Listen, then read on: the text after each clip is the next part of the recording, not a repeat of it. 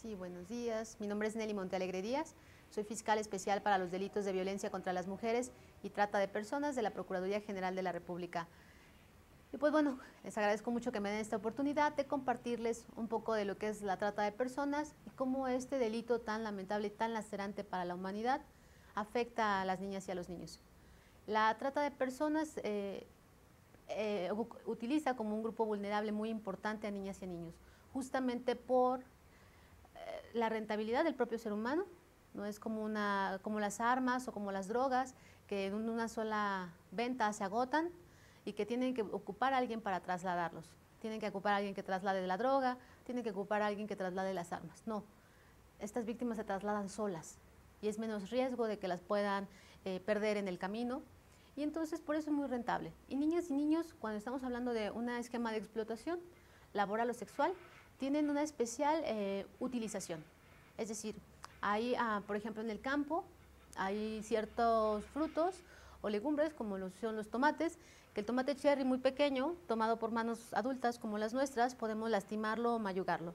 Y entonces requieren manos pequeñas, con menos fuerzas, que puedan generar un producto útil, un producto de primera calidad.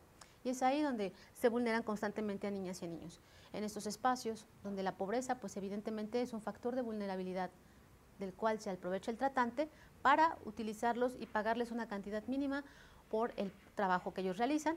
Digo, además de que el trabajo infantil está prohibido en edades de 7, 8 años, que es como lo más, digamos, que utilizan ellos para ser explotados. Y en la explotación sexual, bueno, pues, ¿qué les puedo decir? El costo de una niña, de un niño, de un adolescente, se incrementa considerablemente. ¿Por qué? Pues porque justamente en aquellos casos que son vírgenes, en aquellos casos donde hay personas que les gusta imponer su poder en la relación sexual, y cuando lo hacen con niños, pues para ellos es ampliamente satisfactorio. Y entonces la rentabilidad de ellos es muy alta la que puede existir en este caso de niñas y niños. Y esos son dos ejemplos que pueden suceder en la trata de personas. Pero vamos a hablar de que hay 11 tipos de trata de personas, 11 finalidades de la explotación. Una de ellas ya hablamos, la explotación sexual, la explotación laboral.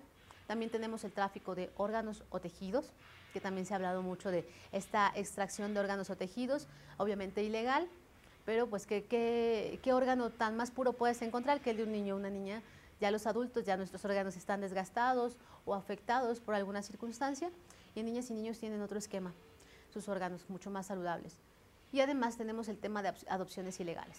Ese es un tema verdaderamente lamentable, porque tal vez detrás de esta adopción ilegal puede existir que la finalidad de la adopción sea explotar al niño en otro lugar del mundo, en otro lugar del país.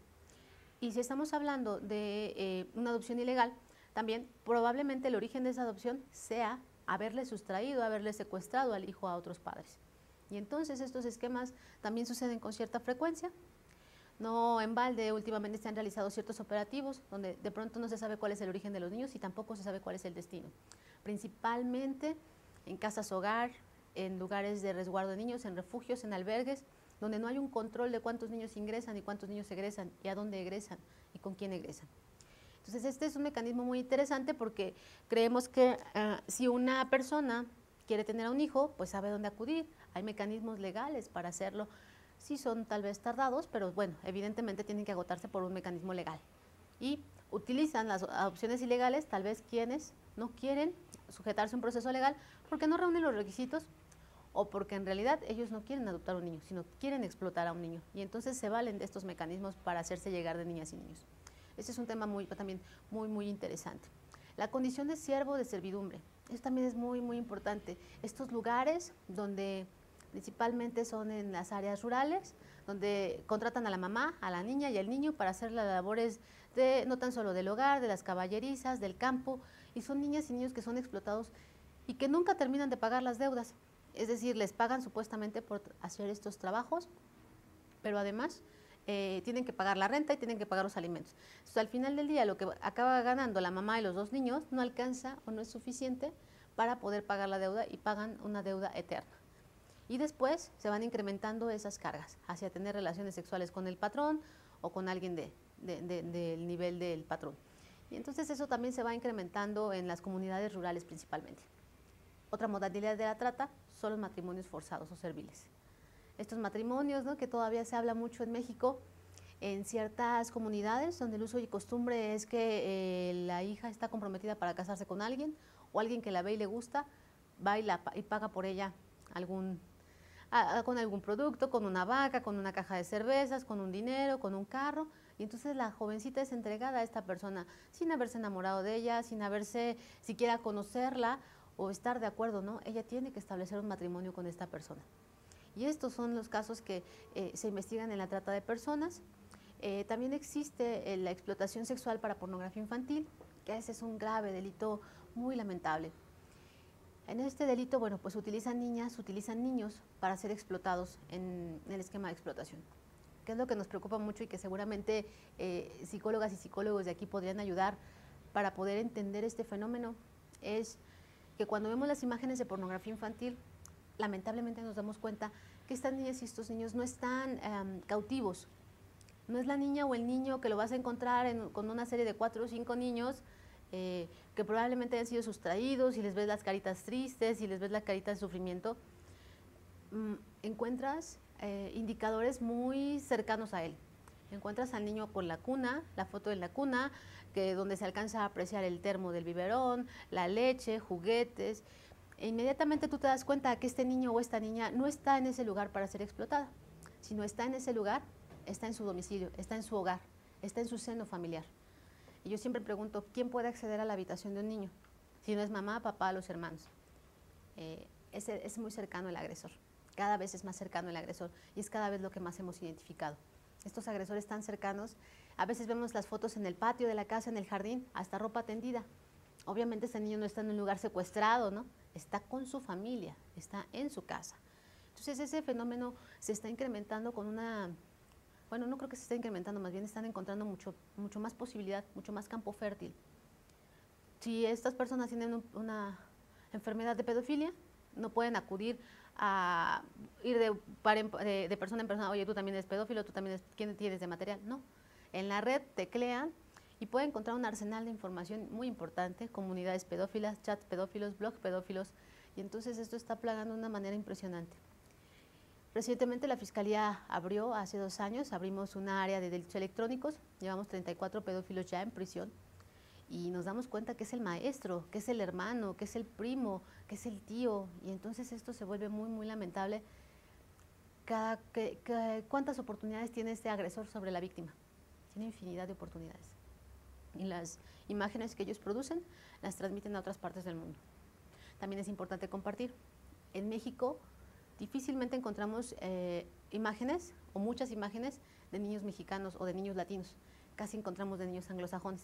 Seguramente el material que se produce en México se manda más bien a esos países de Europa, por las afinidades que tienen. Les gustan aquí las güeritas, de ojos claros, las víctimas con esas características anglosajonas, y probablemente de aquel lado esté el material que México produce. Entonces estamos haciendo un gran trabajo, eso también es trata de personas, y estamos combatiendo desde todas estas aristas el delito, pero yo creo que uno de los grandes retos todavía sigue siendo la atención que se le pueda dar a estas víctimas.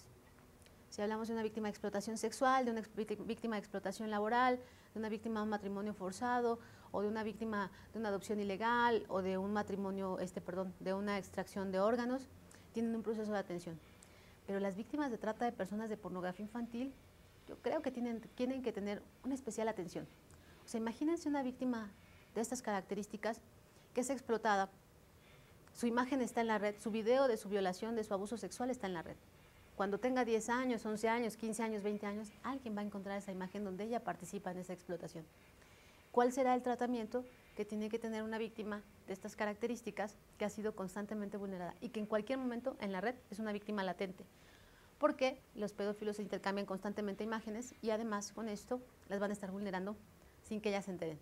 Al rato, cuando vayan a la secundaria y alguien encuentre el video de su violación, imagínense lo que puede pasar para esta víctima, que a lo mejor ni siquiera sabe lo que había sucedido en ella.